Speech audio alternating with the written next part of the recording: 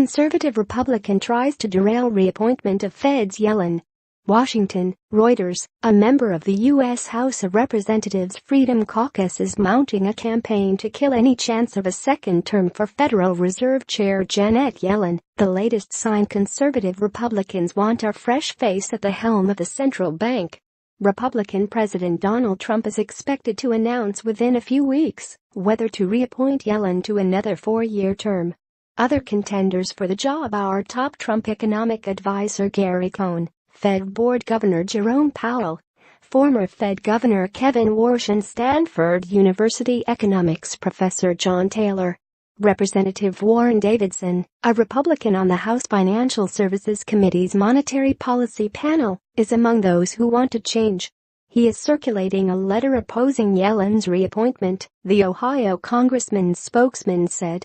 Davidson is very passionate about this process, the spokesman said, adding that the lawmaker is particularly concerned about the impact Fed policy has had on the ability of small firms to raise operating funds.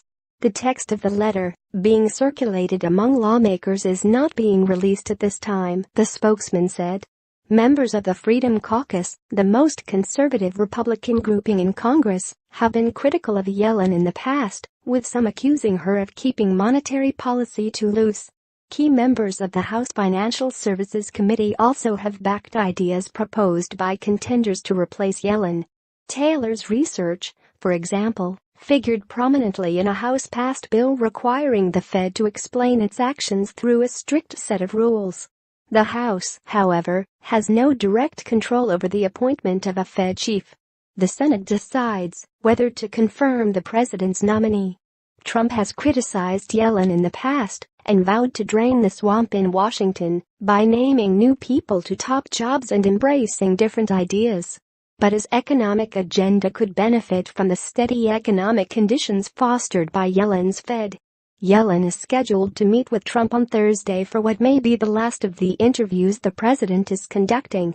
She was appointed in 2014 to her first term as Fed chief by former President Barack Obama and won confirmation by a 56-26 vote, with 11 Republicans supporting her.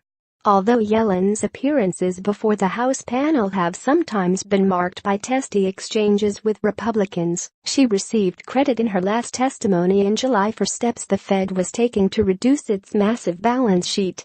Conservative lawmakers have been pressuring the central bank to start reducing the Treasury bonds and mortgage-backed securities it accumulated in its response to the 2007 to 2009 financial crisis.